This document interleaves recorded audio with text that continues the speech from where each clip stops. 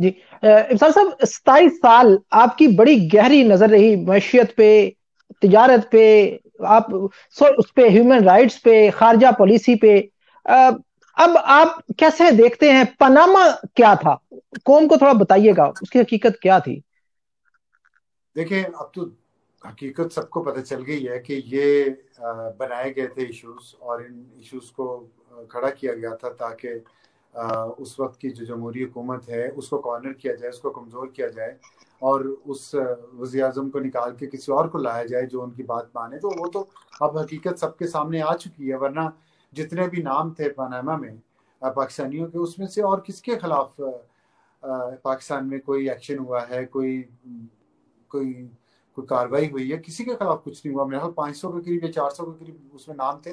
صرف ایک نام، اور نام تھا بھی نہیں، نواز شریف کا نام تو اس میں نہیں تھا، نواز شریف کے بیٹوں کا نام تھا. ابھی بھی جو ایشو یہ ہے، دیکھیں نا کمپیریزن کتنا ہے. یہ مکافات عمل اسی کہتے ہیں نا، کارما اسی کہتے ہیں کہ بالکل وہی سچویشن ہے.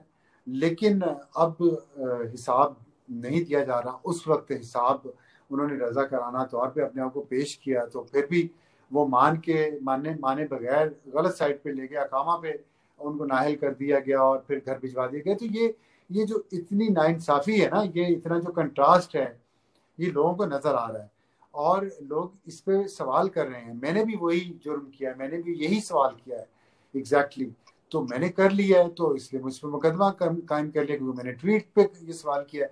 لوگ ڈرائنگ روم میں یہ سوالات کر رہے ہیں، لوگ کھوکھوں پہ یہ سوالات کر رہے ہیں، لوگ بسوں میں سفر کرتے ہوئے، ٹرینوں میں سفر کرتے ہوئے، اپنے گھروں میں رات کو ٹی وی لاؤنج میں کھانا کھاتے ہوئے یہ سوالات کر رہے ہیں.